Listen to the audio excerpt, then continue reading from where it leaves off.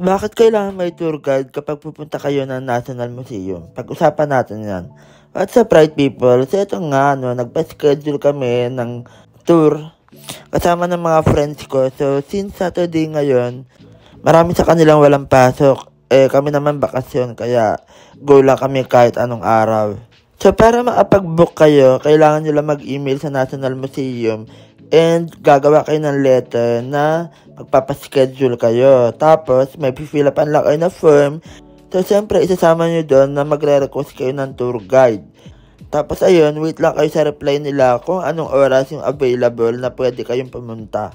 Kapag nag-reply na, edi pumunta na kayo on the date and time na nakabook kayo. So kami, nagpunta kami ng Saturday, 9 a.m.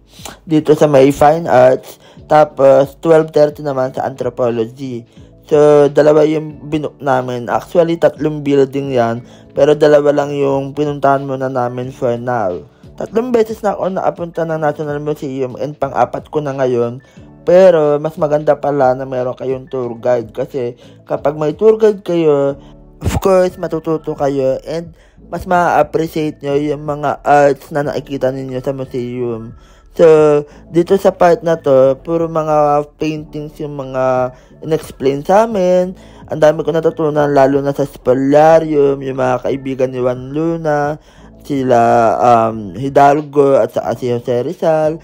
So, mag-best friend pala silang 3. Tapos, ano yung mga awards na nakuha nila. Ito, sobrang controversial ng painting na to. Kasi, di ba binili yan ng pagkamahal-mahal worth 46 million. Tapos, ang daming version yan kung bakit ginawa yan ni Juan Luna. Siyempre, hindi ko na iisa-isayin yan dito. Tapos, ito naman ay mga paintings na mga modern painter natin like si Vicente Manansala. Nakilala siya sa kanyang modern painting na Cubism. Tapos, ito naman kay Fernando Amalsolo. More on mga bukid, mga nature, mga buhay ng mga sinaunang Pilipino sa probinsya. Magandang may tour guide para hindi lang pure picture yung ginagawa mo. Para yung mga arts na nakikita mo, nalalaman mo kung bakit ganun yung pagkaagawa sa kanya.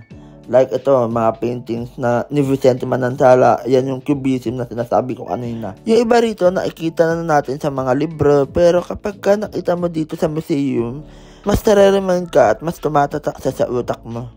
Saka yung tour guide dito sa National Museum, walang tapon, sobrang encouraging nila. Kasi di ba nga dalawa yung pinuntahan namin. So yung una yung Fine Arts, tapos sa Anthropology, parehas magaling, parehas entertaining, parehas interactive, para ka talaga nasa klase. Tapos ito, after namin sa Fine Arts, nag-lunch muna kami. Pumunta kami sa cafeteria. So mura lang naman yung pagkain sa kanila. And yun, ito na yung time na pupunta kami sa Anthropology. Tatawid lang kami. Kaya magdala din kayo ng payong kasi mainit. Ma-appreciate mo yung museum kung mahilig ka talaga sa arts, mahilig ka sa documentaries o kaya mga historical events.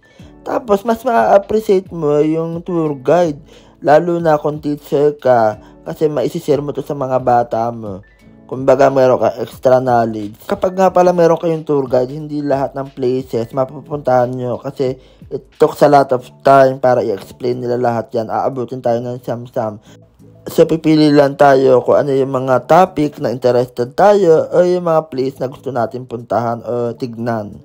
So, sa Anthropology, ito yung una namin pinuntahan na part, yung about sa mga palayok, about sa mga jar, mga libingan, mga banga, yan. Tapos, sumunod naman yung mga paglilikha o yung mga manlilikha ng bayan. At natanong pa namin dyan si Apa Bang Ode. Pero hindi sa kasama dyan kung bakit mas maganda pumunta kayo sa National Museum at itanong nyo sa tour guide. So, ayan. Tapos, ito naman yung Quran. So, alam naman natin yan. Ito yung parang Bible ng Muslim. At sobrang sagrado niyan. Hindi rin pwede hawakan basta-basta. So, ito naman yung parang cave dito sa National Museum. Kasi, lahat naman nandito ng mga artifacts is nanggaling sa mga kuweba. Ang pinaka-tumatak talaga sa akin na tinuro ng tour guide, pinapatunayan dito na hindi Indio ang mga Pilipino. Kasi 'di ba Sinasabi ng mga Espanyol tayo ay mga Indio, mamangmang, pero hindi talaga. Meron tayong sariling culture bago pa man sila dumating, yung mga dayuhan. Tapos ito yung pinaka-last part, yung baybayin. Tinuruan kami dito kung paano bumasa at sumulat ng baybayin. So, yung baybayin, galing sa salitang baybay. So, meron pala siyang old way kung paano sinusulat at binabasa. Meron din siyang modern way. Ang dami mo talaga matutuklasan sa National Museum. Kaya mas maganda talaga may tour guide ka. Tapos, after namin magpunta ng National Museum, dumiretso na kami dito sa Cali Cafe. Kasi sobrang ganda ng ambience dito para kumain at para mag-coffee shop with friends. Yun lang.